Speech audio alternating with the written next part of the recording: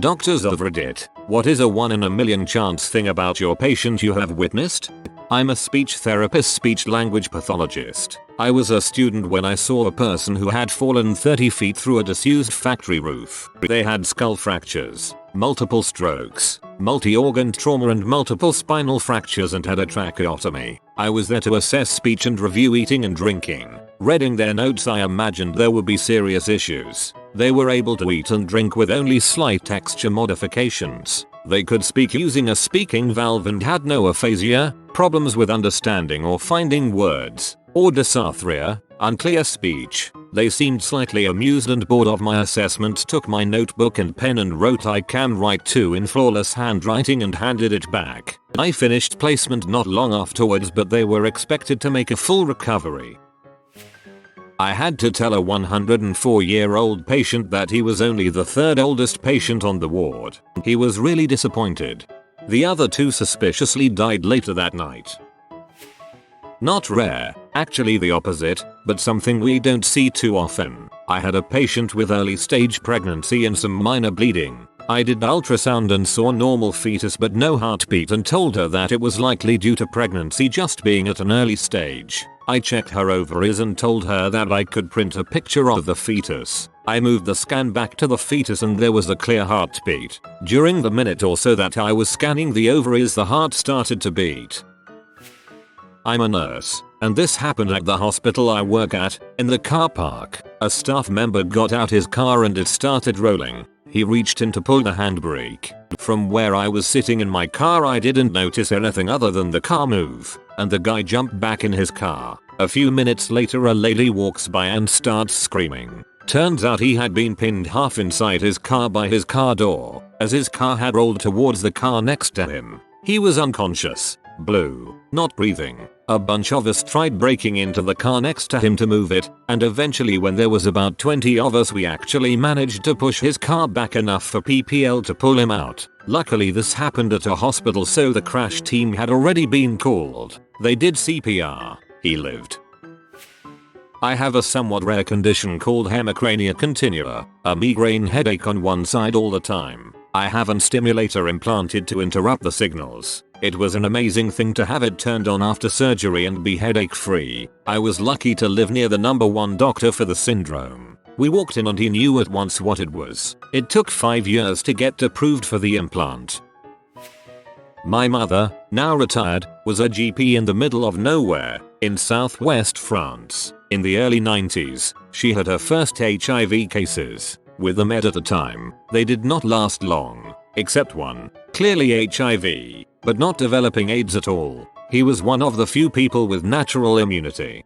We call them elite suppressors, and they probably still benefit from being on HIV meds because it probably reduces chronic inflammation in the body. During my residency, I worked in a unit which did a lot of urology. We had a series of regular patients with urethral strictures, narrowing of the urinary passage, and they used to visit from time to time to get their strictures dilated. These veterans would eventually learn how to catheterize themselves. One of the patients, a young boy of 14 whose original injury had been a pelvic fracture in a road traffic accident, came to the O on a Saturday in considerable discomfort. I was on call and asked him what happened. I passed this catheter in and I can't get it out. What he was using wasn't really a conventional urinary catheter which has a balloon at the tip to keep it in place, that can sometimes get stuck if the channel to deflate the balloon gets clogged. But that was not the problem here. He was using an infant feeding tube because the conventional catheters were too big for his narrow passage. The feeding tube is just a simple tube with no swellings and no mechanism to retain itself in the bladder, so I didn't really believe him. However, I found that he was right. I couldn't get the catheter out either. The catheter was fitting so snugly in the stricture that he couldn't pass urine and his bladder had filled up like a balloon about to burst. We took him to the OR and did a suprapubic cystostomy, basically made an opening into the bladder from the abdomen. This relieved the pressure in the bladder. Next we passed a scope down the SPC and found that the feeding tube that he had used as a catheter had gone into the bladder and got knotted around itself. Every time we tugged on it, the knot was getting tighter. We had to cut it off below the knot to get the rest of the catheter out. We got the knot out from the SPC. Holy crap, poor kid. Had a patient come in with headaches and she was a young woman. Her entire body would go numb with these headaches. Got a CT. She has 3 separate tumors in her brain. Inserted a urinary catheter to a female patient. She complains of pain where the bladder is situated, and it was distended. No drainage per catheter. When we pulled the catheter out, there it was. A worm which got stuck inside the tube. How the heck did the worm enter the bladder? Lab tech here. We see worms very often. Disgusting and interesting at the same time. Once when a female patient was submitting urine sample, a full worm worked its way into the cup. It was Ascaris lumbricoides. Gotta love the medical field. Creutzfeldt-Jakob disease without relation to mad cow, the prevalence of which is about 1 in a million persons worldwide yearly. I had a patient with that once. The neurosurgeon told me, I don't know why he was being seen by him. No surgery options, that they can't even confirm the diagnosis until autopsy, and they usually don't autopsy because they can't ever use the tools again.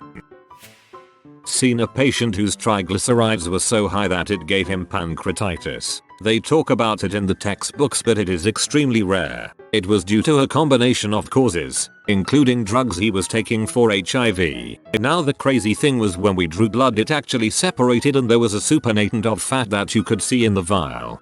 My new doctor office called me about my latest blood work. She says that my triglycerides are 269 and that is too high. I say, you mean they are down to 269? Without the medication they are 5,000 feet. She say, no, you might mean 500. And I say no, 5,000 without. This is about as low as we can get it. Not a doctor but a fireman EMT here. We got called on a traffic accident one night and when we got there was a guy hanging naked from a branch 9 feet in the air and a pool of blood below him. What happened, as it was explained to us later, the car he was driving lost control, started spinning in the road and eventually hit a barrier and came to a sudden stop. Due to the centrifugal motion of the car and the fact he wasn't wearing a seatbelt, he came flying out the back window of his car, landed on top of the tree and kept falling downwards, losing clothes on his way out. So we get him down, put him on a stretcher and send him to a hospital. Sure, he was dead as there were no vital signs. Well, he survived and he comes and visits at the station every now and then. I'm really impressed that tree branches managed to rip all his clothes off. That sounds like something only possible in a cartoon. I was diagnosed with an ocular melanoma, itself quite rare, that went into tumor necrosis. My doctor said 1 in 5 million. I'd rather be boring. I'm not a doctor, but I am a patient who had an ACL avulsion. That's where your ACL is so strong that instead of tearing, it pulls a piece of bone off your tibia. Apparently it's pretty rare. As a dentist, we are used to seeing unerupted teeth still stuck in the bone, which we call impacted teeth. The third molars are notorious for this, and after them, the canine teeth also get impacted. We confirm this when we see the radiographs of the patient. I was seeing this radiograph of a colleague's patient who had a missing canine which we were expecting on find impacted. We were not able to find it and thought it was missing. On closer inspection, we saw it impacted just below the eye, lying horizontally. My dad somehow got a blood infection that, normally, only dogs can get. Is your dad a good boy? A nurse. We give an antibiotic called Rocephin very frequently for patients diagnosed with a UTI. The only complication I've ever seen from it is vomiting if it's pushed too fast. I had a patient transferred to me from our urgent care side who had walked in fairly healthy, but complaining of UTI symptoms. They had tested his urine, diagnosed him with a UTI, given Rocephin, and were planning on discharging him home with oral antibiotics. We still don't know completely what happened, but this is our best guess. We think he had a gram-negative infection that reacted to the Rocephin by lysing. The bacteria essentially exploded and raced through his body, putting him into almost instant septic shock. He had to be intubated and put on blood pressure medications to keep his BP high enough to perfuse his organs. His temp went from 98.6 to 104 in under an hour. A central line was placed because we kept running out of IVs to give medications. He was transferred to an ICU. I have never before visited a patient of mine in the ICU, but because of his drastic decline, I had to see him and know how he was doing. I cleared it with the ICU charge and visited him 2 days later. He was extubated and walking almost on his own. One of the fastest declines and recoveries I've ever seen. Had a very sick child with influenza. Spent 6 months in my ICU. Had a month of blood gases that were not compatible with life. Had multiple collapsed lungs. He's currently in 6th grade, no ventilator, no tracheostomy, literally no complications for the long term. I was a paramedic and I came to a scene where I had a patient who was talking to me, but he had no blood pressure and no detectable pulse. I couldn't even hear his heartbeat with a high quality stethoscope. They dumped a few bags of fluid in him in the ED before they were barely able to get a BP on him. Worked oncology for 5 years and I've had several with no discernible BP and one with no palpable pulse. That crap will make your own BP shoot through the roof.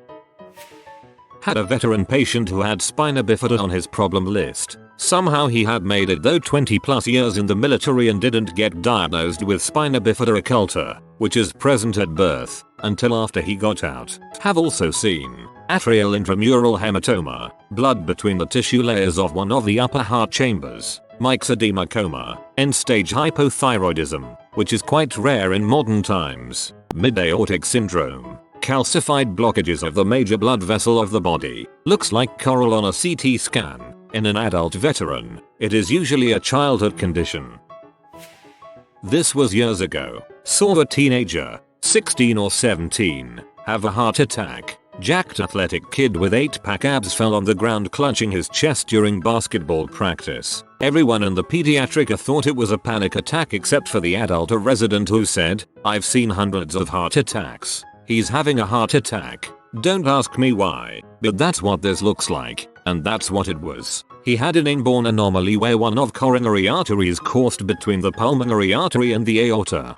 During exercise, the aorta and pulmonary artery expand with the increased cardiac output, and for whatever reason, that was the day that they squeezed a right coronary artery and caused a massive myocardial infarction. It was bad news bears. The damage was so bad, kid needed a heart transplant. He was transferred to a pediatric heart center. A left ventricular assist device, LVAD, was implanted because his heart function was so poor. A donor heart was found, and as he was being prepared for surgery, his own heart decided to suddenly start working again. It turns out that hearts can heal after a massive heart attack, especially teenage hearts in athletic kids. This was only discovered after the advent of the LVAD because prior to that, nobody would live long enough to recover. At the time, I think this kid was like one of the first 10 pediatric patients to get an LVAD at that hospital. So the kid had to get his coronary artery reimplanted so that it wasn't going to get squeezed like that again,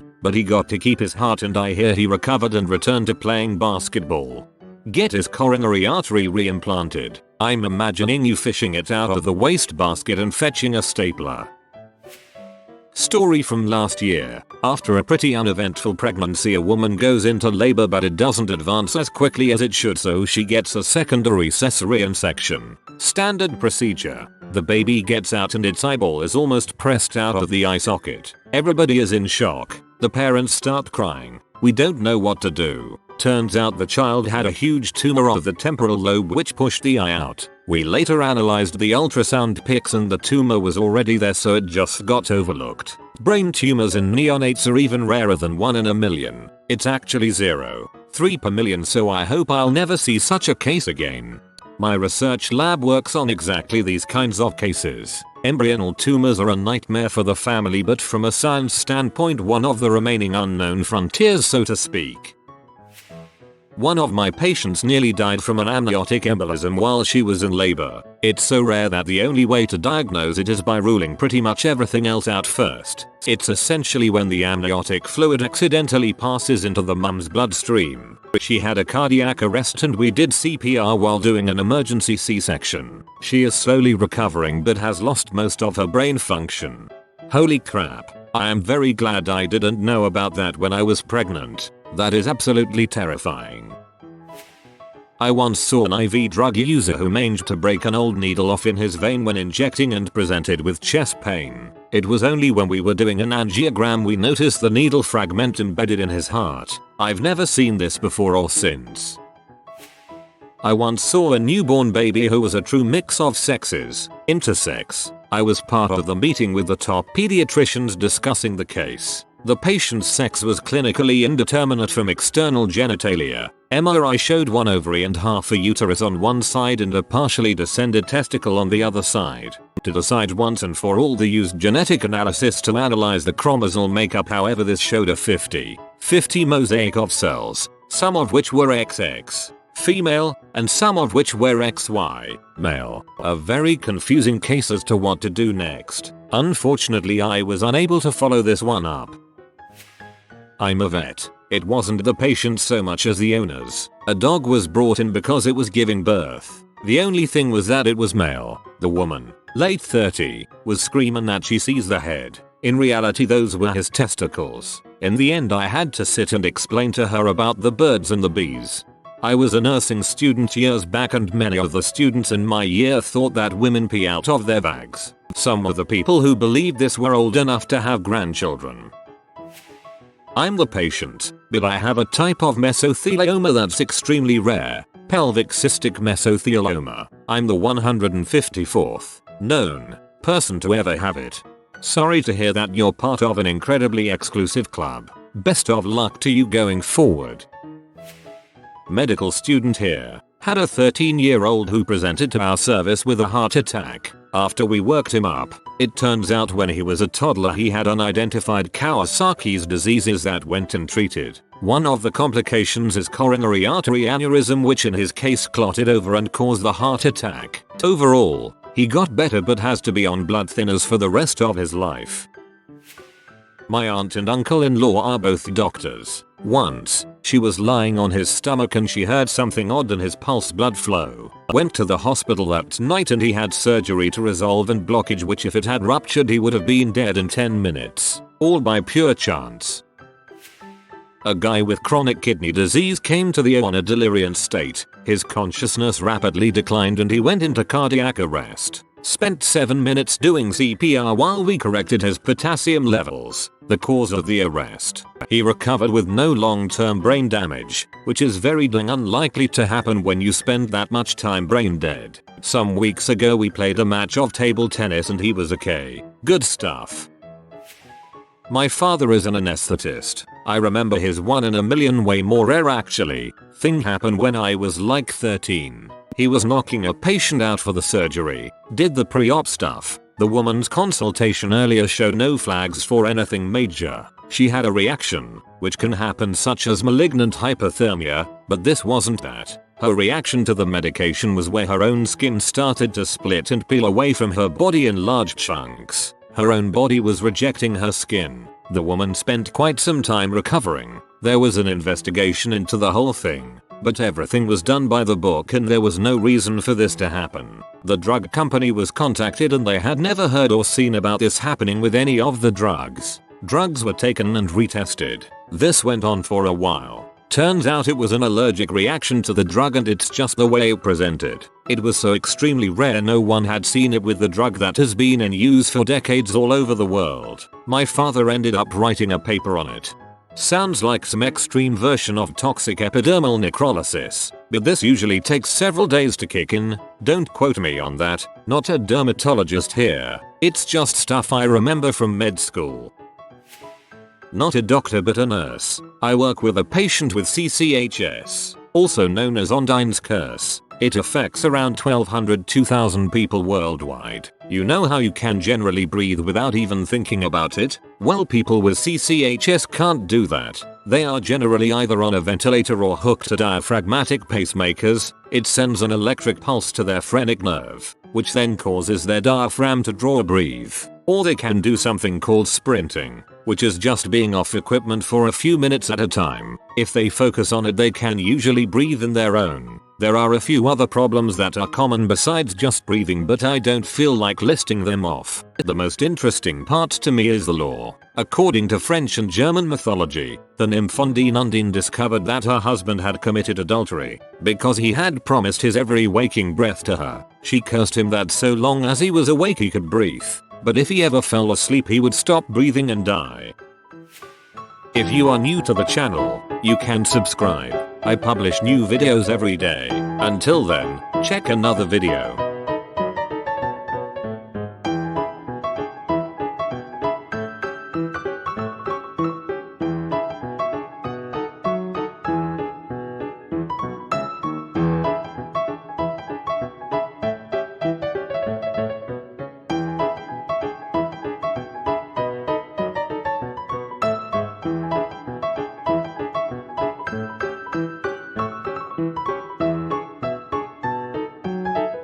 Bye for now.